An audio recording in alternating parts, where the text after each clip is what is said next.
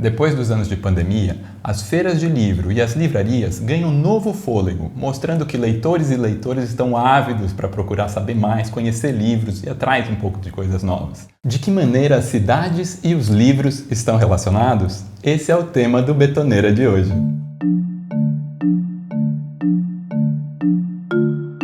Mesmo com a correria da vida contemporânea e as novas tecnologias, o livro sobrevive. Ganham novos espaços e possibilidades, agregam pessoas e mostram que são ferramentas relevantes para compreender o mundo e dar respostas a muitos desafios da sociedade.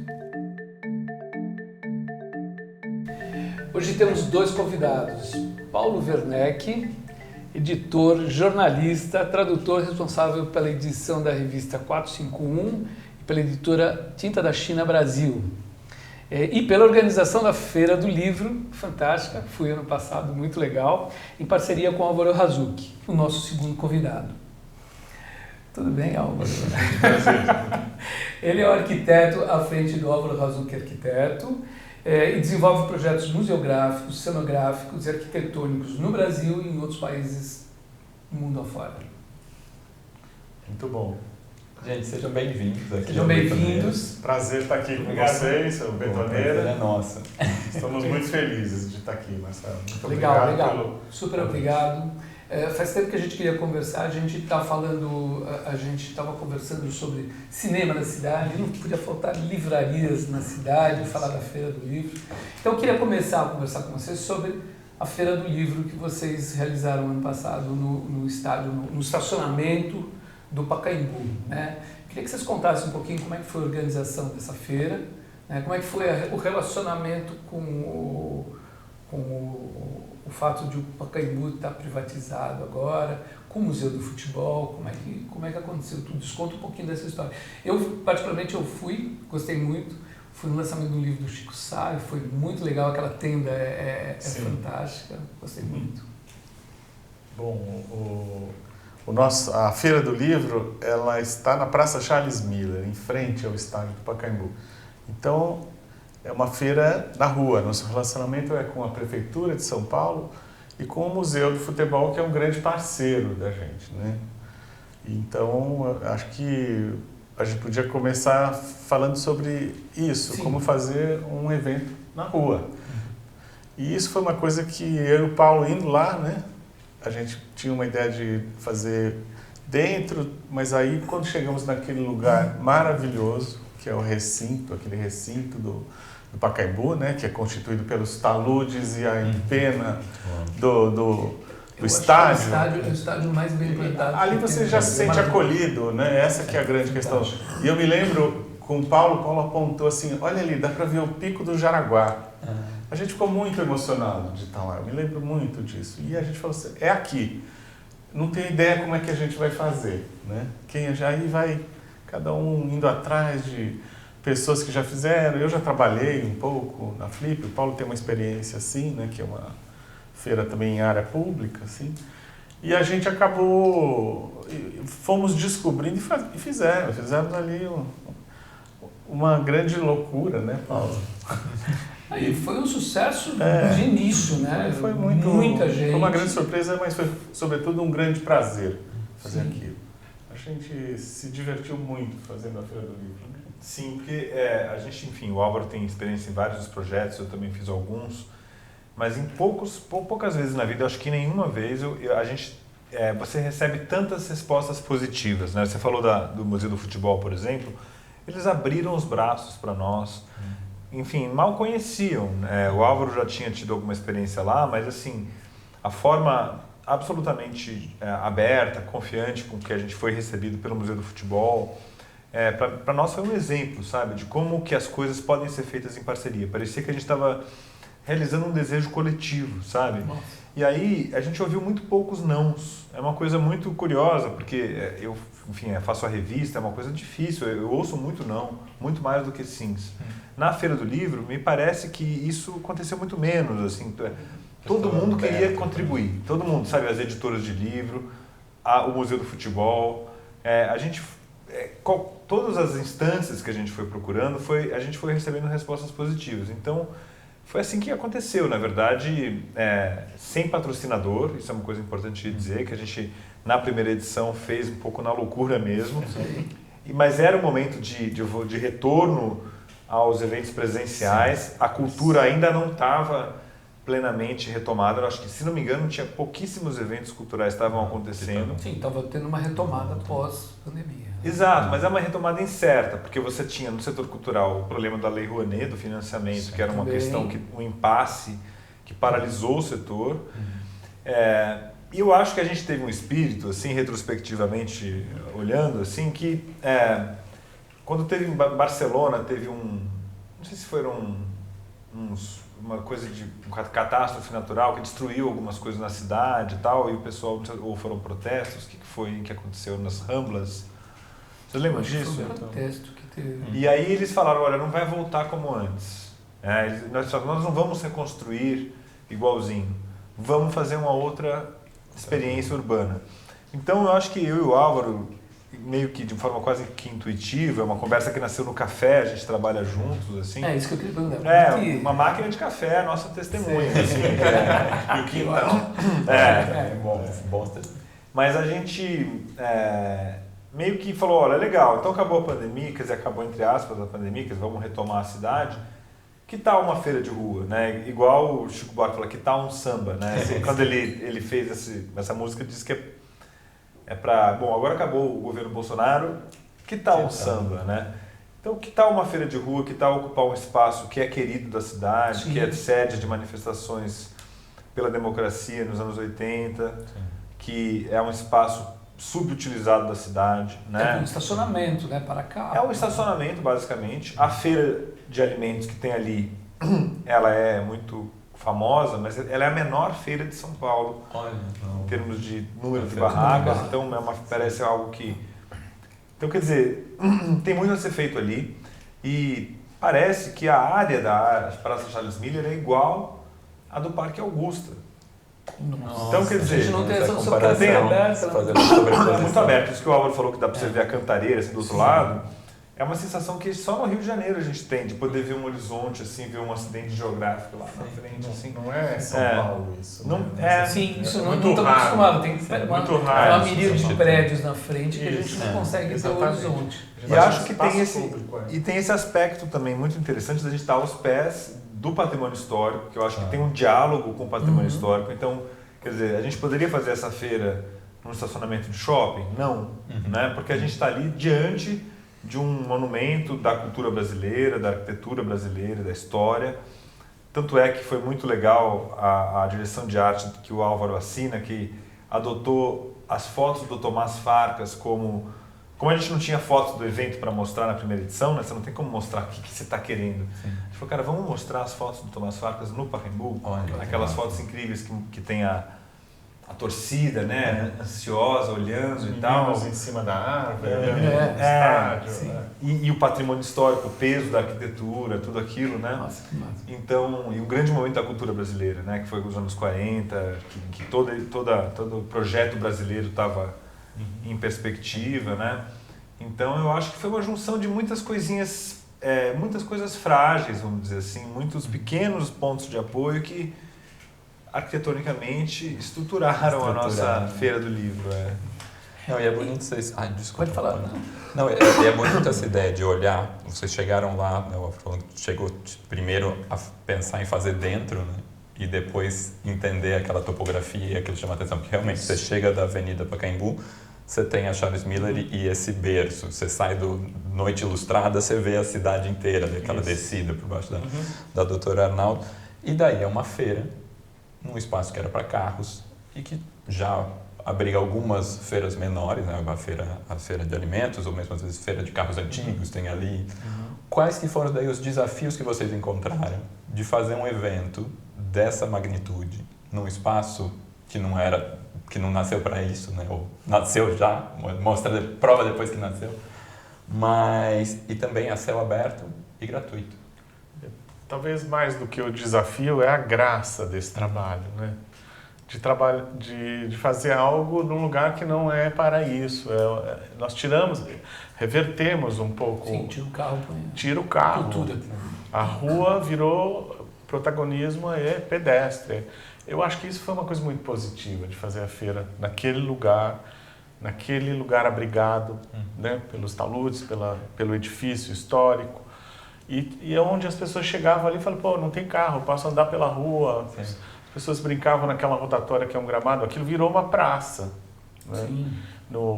A rotatória que organiza a circulação dos carros. Então, você está trabalhando na rua, tem todos os problemas, né? Tem que chegar a energia, o banheiro, tudo, né? A montagem tem que dar certo, tem que desenhar. Você sabe como é? Você é arquiteto, a gente tem que desenhar no chão o projeto, para as tendas ficarem de acordo com o projeto.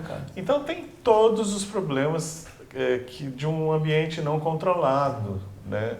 Mas ao mesmo tempo tem todas as grandes vantagens disso. Que eu acho que foi um grande desafio, uma grande diversão trabalhar ali. É muito legal. Eu senti quando cheguei a primeira vez que eu achei uma coisa assim, uma energia tão legal, exatamente. Uma coisa assim muito simples, algumas barracas, mas acho que uma barraca que tem um produto que é muito importante, cultura. E um público assim muito ávido de entrar, de ver livro, de a fila para comprar livro, para todas as coisas. Então eu acho que realmente, eu não sei se é só porque o pessoal estava embotado dentro de casa depois de 2 anos. É que tinha esse furor também mas eu acho que não é acho só que a ideia isso, era né? muito boa de você porque falta isso em São Paulo. A ideia não é propriamente original. Não, né? Você tem exemplos em Porto Alegre, você tem uma feira do livro conhecidíssima e que faz parte da memória afetiva de todos os gaúchos, né, os porto-alegrenses, meus amigos. Quando eu falei, vou fazer uma feira de rua de livro, eu ia na feira de rua, eu ia na feira de Porto Alegre, né? Então, em Lisboa, em Madrid, né, você tem feiras desse modelo. Eu acho só que São Paulo tem uma relação muito ruim com a rua, né, apesar de ser uma cidade que tem mais ruas, sei lá onde, na América do Sul, provavelmente, mas a gente não lida bem com a rua, a gente tem a gente maltrata a rua, mesmo em bairros nobres, né, assim, em bairros ricos, mesmo Pacaembu ali, você vê, está subutilizado no coração da cidade. A gente não está pegando suas casas.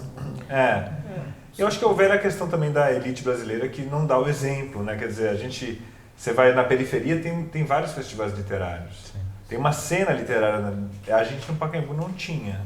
Então eu acho que de certa maneira a gente traz essa pauta e aí a rua vira um tema novo, né? Eu acho que o carnaval em São Paulo tem sido também uma ocupação da rua, eu acho que numa outra vibe, mas a gente tem visto o paulistano ficar em São Paulo no carnaval e tal. A gente até pensou isso, ele falou, vamos fazer no feriado, porque aí o pessoal fica e vai na Feira do Livro e se torna um programa da cidade. A gente dá para a cidade uma nova experiência que não existia. Esse ano vai ser Corpus Christi também? Justamente. Vai ser. Ano passado não foi. Ano passado, justamente, os dias úteis da feira nos fizeram pensar que seria legal que ela fosse no feriado mesmo, entendeu? Então vai ser quando desse ano? Vai ser dia 7 a 11 de junho. 7 a 11 o feriado é dia 8, né? Então dia 7 abre os trabalhos e fica até domingo, que é o dia que tem a parada LGBT, então você também tem ainda no final uma mistura com outro evento cultural interessante. Fantástico. De rua da cidade também. Não são conexões só de espaço, são conexões de eventos. Sim. Fica divertido, né? Que massa. Uma pergunta, a reforma do Pacaembu, ela é uma reforma polêmica, né? Teve várias situações, desde a venda dos bancos estavam tirando. O que isso respinga para vocês? Como é que é essa relação com o estádio em geral? Porque ele existe lá, né? Eu acho que a Feira do Livro, se você for pensar, é um pouco difícil de dissociar do estádio, né? Estamos ali na frente do estádio. Sim. A gente pode entender, eu acho que a Conceição já entende, assim, isso é uma agenda positiva. Sim. Para eles até, né? Porque estamos ali no Pacaembu, estamos fazendo um evento gratuito, entrada livre para qualquer pessoa no espaço público. Aliás, essa é uma questão interessante, porque São Paulo é uma cidade que lida mal com o espaço público, é uma cidade mal desenhada. E a gente tem muitas experiências de usar o leito carroçável como espaço público. Ali, o Minhocão, que virou um parque. A Paulista fechada de domingo. A Paulista fechada, a própria ciclovia, que é uma espécie de ideia de empurrar um pouco o carro para lá, tirando um pouco o protagonismo do automóvel. A cidade é dos pedestres, né? Não é do carro, é o carro. Aqui é uma inversão nessa cidade, é muito dura, né, mesmo assim. Então, eu acho que pro Pacaembu eles entenderam isso, assim. Eles querem nos apoiar de alguma maneira, já estão pensando até usar alguma infraestrutura do estádio para banheiros, porque legal, né? isso para eles acho que é uma pauta positiva. A gente, eu acho que a gente, até num momento de tensionamento desse debate em torno da concessão, a gente trouxe um terceiro elemento para a mesa que eu acho que tem um potencial muito grande de quebrar certas dinâmicas políticas da cidade que são de disputa de espaço público, né? Quer dizer, quando a gente ninguém estava ali disputando para que houvesse uma feira do livro naquele lugar, né? Eram de outra ordem essas discussões. E aí a gente pôs uma carta na mesa que ninguém esperava, que falou assim, peraí, mas no meio disso tudo, né? E aí, vamos, e se a gente fizesse isso, né? Então eu acho que isso foi recebido positivamente pela concessão, tanto que essa ação feminista, que também foi uma outra coisa que a gente teve muito feliz na feira, que foi um grupo de mulheres escritoras que adotaram a feira e falaram, olha, vamos então fazer uma foto de mulheres escritoras, que é uma ideia que ganhou o mundo literalmente. Assim, tem várias cidades ao redor do mundo e no Brasil incontáveis cidades que fizeram ações de juntar todas as mulheres que escreviam ali naquele momento, que estavam com o livro. A Giovanna Madalosso, a Natália Timmerman e a Paula Carvalho foram as idealizadoras e a Mariana Vieira fez o ensaio fotográfico. E aí, essa foi uma coisa que a gente não veio de nós, não foi eu e o Álvaro que tivemos essa ideia. Elas nos propuseram, a gente ia fazer uma daquelas escadarias do talude ali, só que aí a questão do enquadramento da foto não ia ficar boa e tal, acabou que a própria concessão abriu os portões, fizemos dentro do estádio, maravilhoso, inclusive evocando as fotos do Tomás Farcas, e no momento em que as arquibancadas estavam demolidas e quer dizer, qualquer um ali podia fazer uma foto, sacanear ali a situação. Então eu achei uma prova de abertura da parte deles, né? Eu acho que a gente traz um elemento novo mesmo para essa discussão. Acho que nós, não sei se isso interessa aqui, mas assim, a nossa figura jurídica é uma associação sem fins lucrativos. E nosso objetivo é espalhar o livro na sociedade brasileira. Então o que acontece? Na minha cidade tem uma concessão do principal estádio da cidade, né? o histórico, o Pacaembu, quer dizer, não tem que ter livro ali no meio? Não dá para a gente levar ali por 5 dias, além da corrida, além dos games, que vai ter uma arena de games, além do sei lá o que. Eu confesso que eu não conheço a fundo o projeto, né? E também não conheço também a situação do contrato, esse tipo de coisa. A concessão. Eu realmente não sei. Mas eu acho que trazer um elemento ali do livro, e eles agora querem até que a gente leve a feira para dentro do estádio, e eu acho que a gente tem que levar ela para dentro, para fora, para todas as direções, ampliar ela, ganhar o bairro.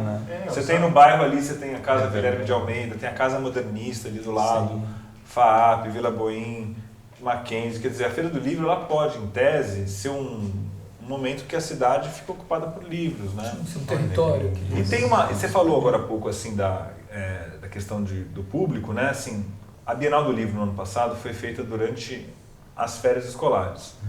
Foi o recorde de frequência. Uma feira ainda em formato industrial, que não é o que a gente faz. Cara, você tem que dizer, você tem o ingresso, tem estacionamento, tem 1000. E a Bienal foi um recorde de público. Ou seja, existe uma demanda na cidade por esse tipo de coisa, entendeu? Você podia ter em vários bairros feiras do livro ao longo do ano. Não é para ser uma coisa única, né? Sim, eu acho que a periferia ela tem esse potencial para ter várias pequenas feiras. A periferia certamente, mas, por exemplo, mesmo os bairros ricos não têm livrarias. Por exemplo, você vê assim, a Lapa, né? É um bairro grande, rico, tem escola, tem um monte de coisa e tem pouca livraria. Se você for ver, não tem uma livraria. Tem uma livraria infantil ali na Vila Romana. Salvo engano, não tem uma livraria na Lapa. Então a cidade ainda está para ser ocupada pelos livros, eu acho, né? Sim. Não, e percebendo, né, isso que é, vocês vendo isso e tem essa quantidade de sims que vocês receberam, que falaram, né? Estão acostumados a ouvir não. Não, e teve também o pessoal da Associação dos Moradores ali do bairro, que chegaram lá, contrariados, Achando que... mas na hora que viram que era aquilo, eles na hora Abraçaram. estavam muito felizes de estar lá vendo o que estava acontecendo, ficaram felizes de ter um evento desse no bairro deles, onde eles moram. Como experiência política, eu acho que está sendo uma coisa muito incrível que a gente nem imaginava que ia ser. Sim. Quer dizer, a gente não fez com essa intenção, mas tem isso, diálogo com a coisa do bairro, o Museu do Futebol, a Embaixada da França. Aí teve, a gente bateu na porta de uma deputada estadual que eu nunca tinha visto na frente, não tinha nenhuma relação, não cheguei a ter contato. E pelo e-mail, eu vi ela na TV falando coisas e tal, eu falei, essa pessoa concorda comigo, eu concordo com ela, não sei. Pensamos Estamos coisas parecidas. Escrevi lá, contato, @, não sei o quê. Conseguimos um apoio de uma emenda parlamentar para a Feira do Livro, a deputada Marina Elou. Que eu achei, que experiência democrática, assim. Um cidadão que está ali, procura uma deputada, apresenta um projeto que é relevante para a sociedade, que é de entrada gratuita, que tem 1000 benefícios. Ela compra a ideia, ajuda a realizar. É quase uma experiência de olha como a política deveria funcionar. Isso é política. E como ela pode funcionar. Exato, porque ela pode. Porque assim, você vê, a gente, bem ou mal, dialoga com a concessão, dialoga com a prefeitura também, que foi muito aberta. E a gente está nesse ano com uma conversa muito interessante com a prefeitura, no sentido de ter uma parceria oficial. Com o governo do estado, quer dizer, isso é uma coisa que deveria ser assim, né? A gente pode ser assim, fazer política, né? Quer dizer que a feira já faz parte do calendário de São Paulo. A gente está esperando, estamos no aguardo dessa decisão Isso vai oficial. acabar acontecendo, com certeza. Sim, que legal. O que a gente quis fazer é a Feira de São Paulo, assim, uma analogia que a gente pode fazer é como se fosse a mostra de cinema. É a mostra de São Paulo, sabe assim? É a da cidade, ela é da cidade, ela vai ficar e quando eu e o Álvaro não estivermos mais aqui, a feira vai continuar existindo. A Feira de Lisboa teve a edição de número 94. 94 anos. Exato. Maravilha. A ideia é Esperamos que isso perpetue. Né? Sim, sim. Eu acho outras que... pessoas continuam, né? Enfim, é isso. Pior que a gente conversando, vocês já invadiram no nosso roteiro. Que é muito bom. Quando a conversa é boa é porque a coisa está... Mas a gente falou disso, da feira, além de estandes de várias editoras que participam da feira, a programação trouxe debates de literatura e também de urbanismo, até a própria implantação da feira. Já por si só é um debate. Direitos humanos, ciência, relações afetivas, política e história. Daí uma pergunta para o Paulo, de que maneira expandir a experiência do livro e abrir conversas a partir deles, que é fundamental na conquista desses novos leitores? Acho que você até já contou um pouco, comparando ali essa questão da Bienal ser um sucesso. De que maneira você acha que essas contribuições também podem se expandir para os novos leitores? Então, o que a gente faz na Feira do Livro e na 451 também, é mostrar para as pessoas que, seja qual for o seu interesse, arquitetura, negócios, psicanálise, cinema e tal, ou cozinhar o almoço dos seus filhos, tem um livro saindo sobre esse assunto, entendeu? Assim, então, quer dizer, o livro ele tem que fazer parte mais das nossas decisões, das nossas... Né? E isso não é uma lição de moral, não é falar assim... É porque, de fato, o Brasil tem uma situação muito especial, porque apesar da gente ter uma língua periférica, o português, né? Aliás, por que a gente tem essa língua? A gente é obrigado a traduzir todos os livros do mundo. Então, a gente acabou criando uma cultura de tradução literária muito rica. Sim. O Brasil traduz do japonês, do alemão, do húngaro, do russo, né? Então, do coreano. E ótimos escritores que são tradutores, traduções fantásticas. Exato, e nos inseminou o país com culturas que deram na literatura brasileira. Você vê, o Milton Atum é um cara de tradição árabe, libanesa, misturou com a Amazônia. Então isso criou um caldo cultural editorial que é muito singular em São Paulo. São Paulo é uma cidade como se fosse, assim, poucas cidades no mundo concentram tantas editoras. Então você tem Buenos Aires, São Paulo e Cidade do México, na América do Sul. E em geral por situações de migração, assim, no Brasil foi por causa da nossa situação linguística que nos obriga a traduzir todos os livros. E nos países hispânicos foi muito por causa do franquismo, porque aí os editores foram expulsos da Espanha e vieram para toda a e América fundaram Latina. editoras importantíssimas na Argentina e na Cidade do México e tal. Então é uma situação muito especial que a gente tem aqui. E eu acho que a gente não tem noção disso. A gente não tem noção de que São Paulo, sem querer, não é um ufanismo paulista, é para dizer que nós temos um patrimônio cultural e que hoje está se desdobrando em livrarias de rua, né? Você tem uma cena de livrarias de rua de São Paulo florescendo, que a gente tem que cuidar via política pública, como fazem as cidades que têm uma cena de livrarias, tipo Paris, Barcelona, Lisboa. Quer dizer, essas cidades cultivam suas livrarias como espaços de sociabilidade, espaços culturais, espaços que ativam bairros, porque em torno de uma livraria nasce um monte de coisa, nasce café, nasce restaurante, né? Você tem uma frequentação de fim de semana, por exemplo, que também dá vida a pedaços pode até falar mais que comerciais. É um polo ativador ali. Não tem a menor dúvida. Isso pode ser demonstrado, né? Isso é demonstrável. Você pode e festivais literários fizeram isso no Brasil, né? Assim, eu trabalhei na Flip. No auge ali da Flip, você tinha quase 300 festivais literários no Brasil inteiro. Em muitos casos, pegando cidades históricas, patrimônio histórico, que estava relegado ao esquecimento, abandonado, e você faz aquilo que o Carlos Augusto Calil disse, se não me engano, citando Mário de Andrade, que assim, você dá um sentido cultural ao patrimônio histórico. Então, quer dizer, você tem uma cidade como Paraty, você tem uma igreja que não é mais frequentada, você tem um estádio como esse que tem que ter um uso mais múltiplo, né, do que apenas futebol. As antigas. E nesse sentido eu sou a favor de que alguma coisa nova aconteça no Pacaembu, né? Sim. Não sei se era para ficar fossilizado no modelo de gestão que estava, né? Não sei, eu acho que isso não estava acontecendo muita coisa. Teve o Museu do Futebol e depois o estádio nunca mais. Então eu acho que tem uma coisa da São Paulo, a gente precisa abrir o olho para essa cena de livrarias, de editoras, valorizar isso. Inclusive livrarias diversas, né? Sim.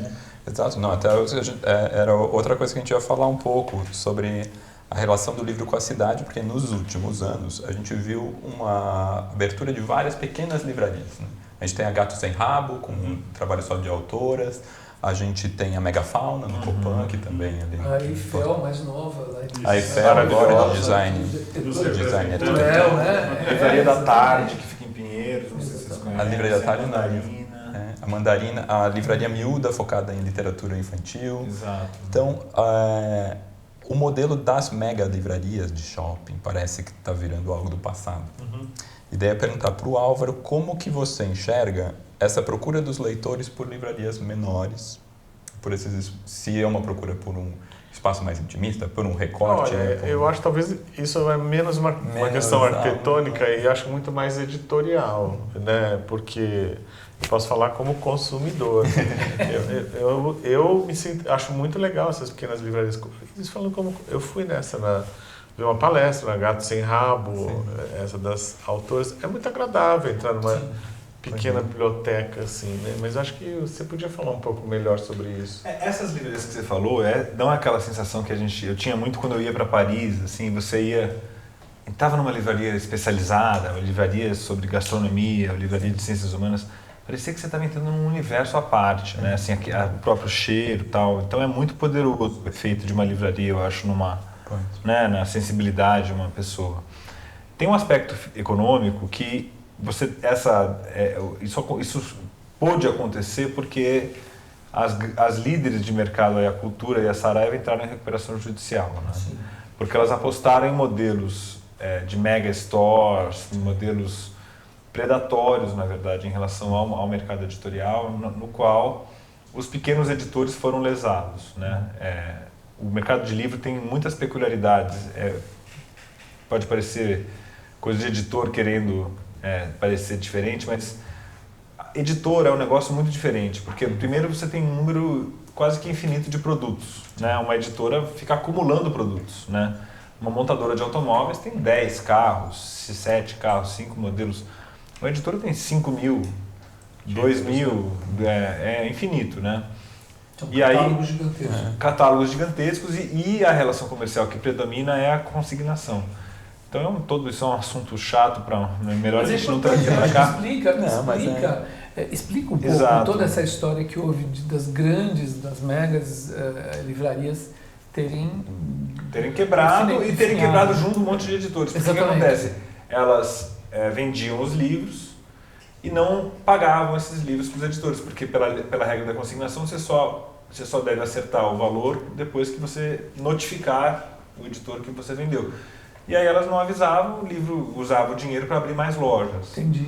Então teve uma expansão muito grande em lojas de shopping, nada contra, eu acho que, sei lá, não quero ser snob e tal, mas eu acho que também a pandemia fez o modelo de shopping também sofrer muito, né? Acho que os shoppings entraram em grande crise. Mas essas livrarias foram problemas de gestão, essas grandes aí, a Cultura e a Saraiva, né? Então isso abriu espaço, eu acho, para que, por exemplo, a cultura era um ponto de encontro, é um ponto de sociabilidade da cidade, que, né, quem de nós nunca marcou um café ali, era um lugar e deveria continuar a ser. Oi? Sentou no chão para ler o livro. Exato. Hoje eu acho que saiu uma notícia falando que estão tentando manter o ponto comercial ali da cultura com essa finalidade cultural. Sim. Porque o mais difícil nessa questão, gente, é você perceber que o mercado editorial é mercado. Então significa venda, comércio e tal. Mas ele tem um aspecto cultural. Ele não pode ser tratado apenas como mercado. Os franceses que dizem, né, o livro não é um produto como qualquer outro. E de fato, não deve ser. Então essas livrarias representam isso. E eu acho que a gente está num momento em São Paulo suficientemente amadurecido para reconhecer o valor cultural dessa rede de livrarias, fortalecer, criar política pública, criar circuitos culturais que as pessoas possam ir. Uma coisa muito legal da Feira do Livro é que as livrarias quiseram estar presentes. Porque quando a gente anunciou, os livreiros amigos falaram: "Ih, você já vem com uma outra feira, ai que saco, não aguento mais a feira da USP, e agora você ainda me vem com mais uma feira." Alguns entraram meio ressabiados. Esse ano nós estamos levando mais livrarias ainda e eles estão com brilho nos olhos, entendeu? Eles não estão preocupados que eles vão competir com a editora, tal. Eles querem participar. E isso é muito legal. Nossa, isso é um máximo. Né? Agora, só uma coisa, uma questão sobre essas pequenas livrarias, talvez isso teria que olhar isso para dentro de um movimento um pouco maior, como a cidade está se entendendo em escalas menores, né? Então, a Gato Sem Rabo, eu vou ter um rabo no gato. Deve ser uma nova. A Gato Sem Rabo está ali embaixo do Minhocão, que tem a pizzaria do lado e o restaurante na cobertura, e é um prédio de designers, etc. Mas é uma coisa muito ligada ao centro. A gente tem em Santa Cecília uma banca de jornal, aqui embaixo uma outra banca. Tem a banca da Então eu acho que é uma coisa de entendimento da cidade nos seus lugares diferenciados, assim, mas escalas menores. Será que também não é a questão das escalas menores propiciarem essas trocas de conversar com o editor ou conversar com o autor ou estar mais próximo? Até uma coisa que, daí posso estar falando uma besteira, mas um impacto grande nas livrarias também foi os gigantes da internet, né? Com certeza. E essa experiência da pessoa ir comprar o livro na internet e perder esse encontro no lugar e esse encontro no real e não no virtual. Acho que sim. Acho que essas grandes empresas de internet deve ser um problema para as editoras. Não é, porque tem dois aspectos disso. Eu acho assim, onde as livrarias digitais, a maior parte delas, ganha é no preço. Então é ali que você... Então por isso que tem que ter política pública também na área do livro, que é uma das outras... um dos exotismos do mercado livre, que a gente defende a lei do preço fixo. Sim. É o que tem em Portugal, tem na Espanha, na França, na Alemanha, que é você proibir desconto. Porque senão vira uma guerra por descontos. E as livrarias que têm muita grana... outro, né? E uma livraria que tem muito poder econômico, ela pode até operar no prejuízo só para fidelizar o cliente, que é a estratégia deles, né? Então, se às vezes até tem prejuízo na venda do livro, mas você tem um cadastro de um ótimo cliente, que o cliente de livros em geral é um ótimo pagador, ele é fiel, viciado. Vira uma operação de marketing, mas isso é nocivo. Mas é um lugar pouco propício à descoberta. Sim. Quer dizer, você tem até aquele algoritmo que fala, quem comprou esse, comprou aquele e tal. Você pode até entrar nesse negócio. Mas tem aquela palavra que é meio esquisita, que é a serendipidade, né? Que é assim, a capacidade ou a abertura para a descoberta de coisas novas. felizes. Que o algoritmo não vai... É uma espécie de... E a livraria é o lugar por excelência da serendipidade. Porque você é o lugar onde você está lá e fala assim, quais são as novidades? Olha esse livro, olha essa capa. Olha aí você se pega ali lendo um trecho de uma coisa sublime às vezes, ou então a livraria proporciona isso. E é um pouco o que o Álvaro estava falando. A livraria, junto com outras coisas, ela cria um espaço urbano potente ali. Pequenos restaurantes, Você vê, a Eiffel está aqui, abriu o Mercê. Uma espécie de rede, né? Tem aquele cinema lá. O Cine Cortina, isso. A própria vitrine do livro, ela é muito sedutora. Você para na frente da vitrine e fica olhando os livros. Tudo isso é quase um ritual, né? E essa relação que o Paulo falou, da livraria, de você ir lá e descobrir, me lembra a experiência da biblioteca de livre acesso. A faculdade onde eu estudei era assim. Eu passava horas lá, ia atrás de um livro, mas começava a descobrir outras coisas na biblioteca. Sempre. E ficava horas na biblioteca. Eu acho que entrar numa livraria tem essa experiência que na internet não tem. E cria esse microecossistema local, né?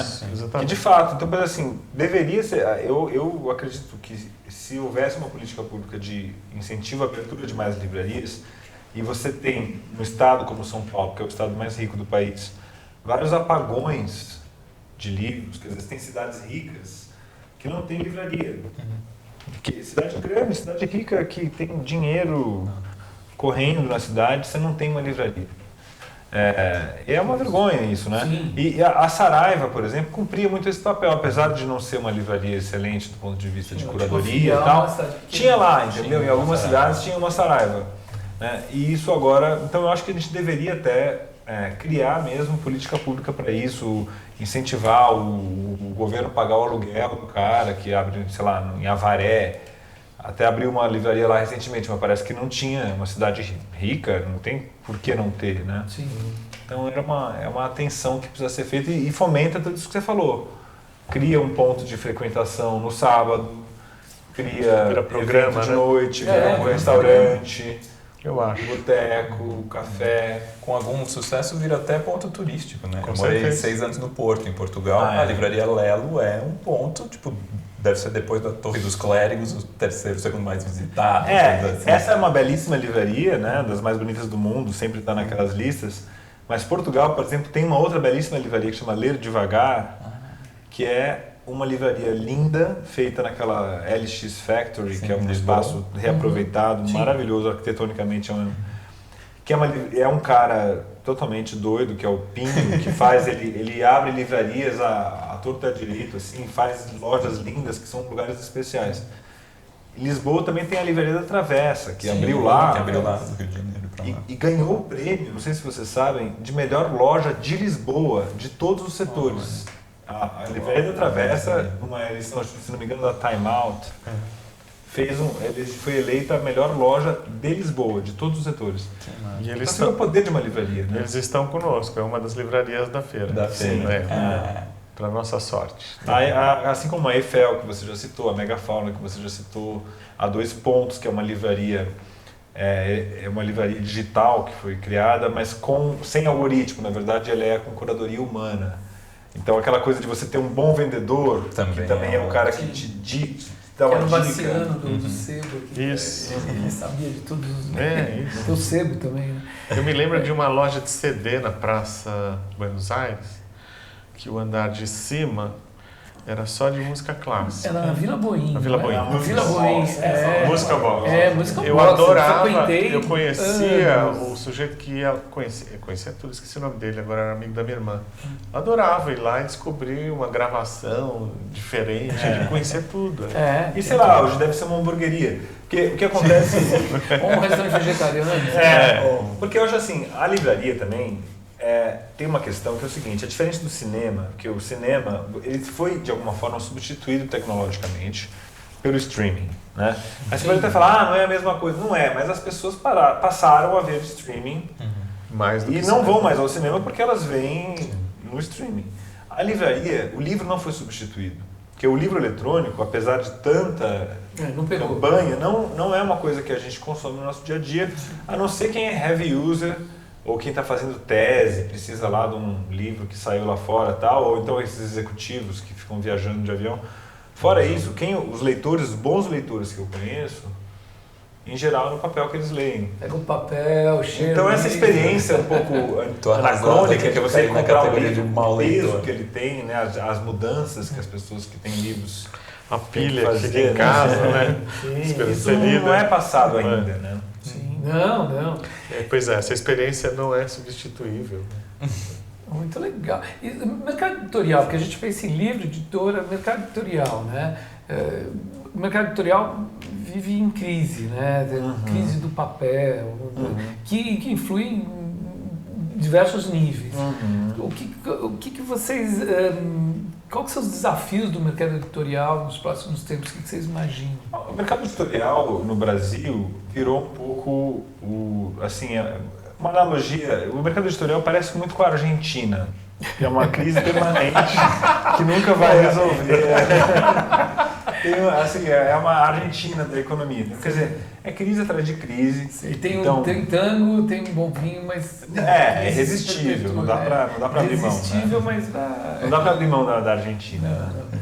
Mas o mercado tem isso, porque a gente está aqui, nesse momento que a gente fala em 2023, nesse ano a cultura foi decretada, foi pedida a falência, nós estamos vivendo a falência da cultura e das Americanas, que é uma importantíssima livraria, por incrível que pareça, que está dando um prejuízo astronômico, está gerando demissões no mercado, tal, a quebra das Americanas. Fora isso, a gente passou em 2018 a recuperação judicial da cultura e da Saraiva, de duas. Né? Todo mundo diz na área da economia que qualquer recuperação judicial afeta o mercado inteiro. Né? Principalmente quando a Varig quebrou, todo o mercado de aviação quebrou junto. Principalmente o sistema que a editora deixa o livro por Consignação. Consignação. Não, e que tem uma rede de profissionais que não é mapeada pela economia corretamente, porque no livro trabalha muita gente que é estudante, que é revisor, que é tradutor de vez em quando. Quer dizer, é um tipo de emprego pouco visível, porque dificilmente um revisor vai ganhar uma CLT, entendeu? Porque o cara é estudante, ele revisa no fim de semana, ele tem vários trabalhos, mas movimenta uma economia. Mas olha, então eu falei agora, Americanas, cultura, Saraiva em 2018, Covid, que teve, apesar da subida que teve no segundo momento da Covid, no primeiro ficou todo mundo fechado. Sim. A crise do papel, que é caríssima, uma commodity internacional que com a Covid está escassa no mundo inteiro. Então, você não tem editores do mundo inteiro não conseguem imprimir os livros, ficou proibitivo o valor. A logística também, que é outro pesadelo. Quer dizer, no Brasil, você não consegue entregar livros em Belém. Só a Amazon consegue. Né? Você não consegue ter uma livraria em Belém, uma editora de São Paulo, atender essa livraria. Sim, tá chegando É lá. impossível. Então, é problema atrás de problema. Mas o editor, ele do ponto de vista do empreendedorismo, assim, eu não gosto muito dessa palavra, mas é o melhor empreendedor que tem, porque é o cara que sai de uma crise atrás da outra, inventa coisa. Então, quando quebrou a cultura, o pessoal inventou clube de assinatura. Então, virou uma onda dos clubes de assinatura.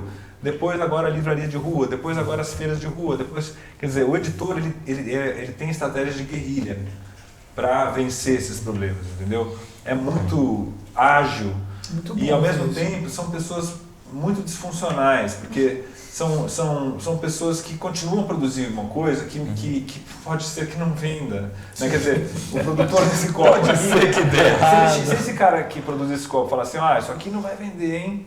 O cara cancela Para na na hora, hora. ele não Sim, para produz. já. Mas o cara do livro, ele produz, Continua. ele contrata outro, ele faz mais ainda e tal. Então, assim, essa paixão, ela também tem um poder, eu acho, de fazer a coisa ir pra frente, sabe? A Assim, gente, contra arquitetos, também então, tem um pois pouco essa questão, né? Mesmo se ferrando, vamos pra frente. vai irracional. se entregar o trabalho. Pega aquele trabalho que você sabe que vai Tem tomar que construir, ele prejuízo. tem que aparecer. Exatamente. Gente, tá maravilhosa essa conversa, a gente está caminhando para o fim da conversa. E esse fim é um fim para deixar todo mundo, dos nossos ouvintes e agora os nossos espectadores, no Spotify e em breve no YouTube. Para a gente terminar, contar um pouco, ia pedir para vocês contarem um pouquinho para a gente da preparação da Feira do Livro desse ano, o que o pessoal pode esperar de coisas novas, o que funcionou muito bem no ano passado e vem agora. Contem pra gente o que Tem uma mulher pessoal vai engolidora de esperar. fogo. Ainda não, mas pode ser, né? Uma boa ideia, né? Essas coisas circenses. Bom, a gente está há 2 meses. Uau, já tá aí. Isso significa que é praticamente amanhã. em termos na linguagem dos prados. A gente está assim muito entusiasmado. A feira vai crescer, tem um desenho novo. Eu acho que aprendemos também com alguns erros na própria implantação ali. Enfim, estamos melhorando um pouco a área de gastronomia, que acho que também não prestamos muita atenção nisso, mas estamos contratando. Cerveja tem que ter. Faltou cerveja, faltou café. Tudo. Mas assim, isso das coisas que São Paulo precisa resolver também, porque pelo que a gente pode entender, né, Álvaro, desculpa se eu estou te cortando, mas que é difícil você fornecer comida de rua. Essa é uma coisa tão cultuada, tem na série de TV, mas se você colocar um carinha para vender um misto quente na rua em São Paulo é muito complicado. Então, a gente está contratando pessoas que conhecem esse assunto. Não quero... Não podemos, né, ficar experimentando. Não é o Vocês nosso... matam a fome dos livros. Isso, exatamente. Então a gente está melhorando também a nossa captação a gravação de todas as mesas. Que legal. Que o ano passado conseguimos gravar o áudio muito bem, né? Depois o Paulo pode falar um pouco mais, mas vai ser produzido um podcast, né, Paulo? Vai ter um podcast da feira que vai publicar todos os debates em forma de podcast. A feira é essa loucura, mas ela tem um jornal diário também, que conta o que aconteceu e o que vai acontecer no dia seguinte. Só todo dia. Já não tem loucura suficiente. Exatamente, prazos, coisas para cumprir, vamos pôr mais uma. Vai continuar isso, Legal. né? Então, acho que assim, a gente vai de uma forma um pouco mais estruturada, assim, Sim. e muito entusiasmado. E com patrocinadores esse ano, né? Então, quer dizer, ainda estamos em fase de captação, não é nenhum mar de rosas, mas a gente já tem aí alguns patrocinadores que estão comprometidos com a gente, que vão permitir a gente realizar com mais estrutura. Acho que ano passado a gente quis fazer assim, olha, mostrar para as pessoas, olha, o que seria possível fazer, né? O que dá, que a gente não pensou. Aí agora, com mais recursos, a gente vai conseguir fazer isso que o Álvaro falou, de corrigir os defeitos, tem que garantir o que a gente chama no mercado editorial de bibliodiversidade, né? Que assim, você ter editoras de todos os perfis.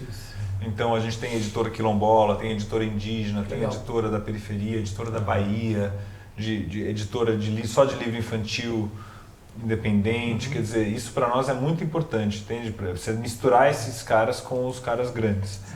E aí, por fim, na programação de autores está muito forte, porque eu acho que também outra adesão que a gente teve muito forte foi dos autores. Todo mundo quis fazer. A Djamila Ribeiro publicou um artigo na Folha sobre a Feira do Livro que me deixou comovido. Nunca imaginei que eu pudesse, um projeto ali pudesse ter essa atenção da Djamila. Então, esse ano está mais forte, alguns países estrangeiros estão chamando autores também. Então nós estamos com autores da França, de Portugal, Estados Unidos e América Latina. Então, fazendo.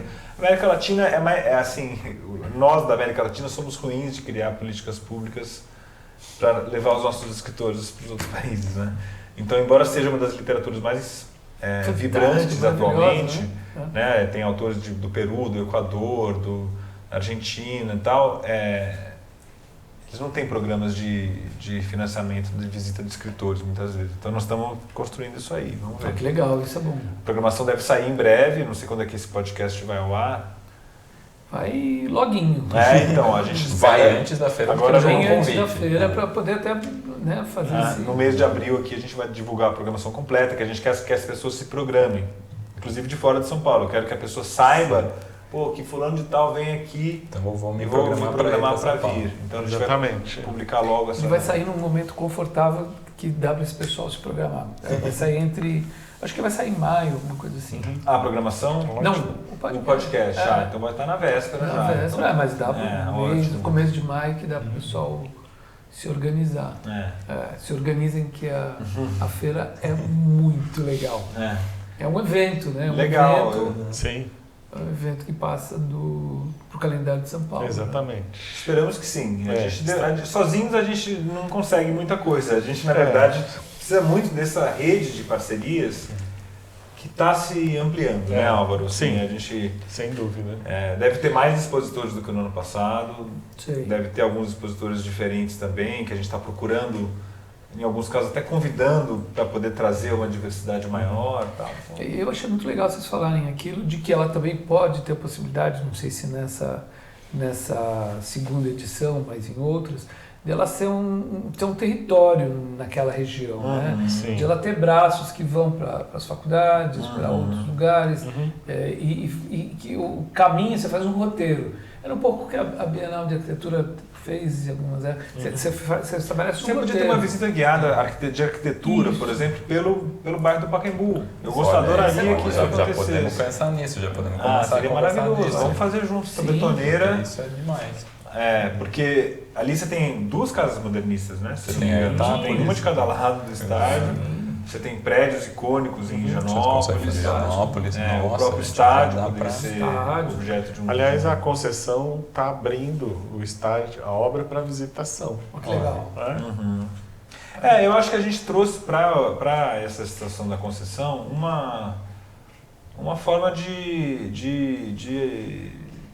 comunicar de se repensar até em relação à cidade e tal, e eles foram abertos desse ponto de vista. Isso é muito positivo. Muito bom, eu acho que a gente deseja que seja uma festa. Vai ser. Esperamos vocês e os ouvintes do Betoneira. Estaremos lá e todo mundo que está assistindo aqui também deve estar doido para ir já. Não percam.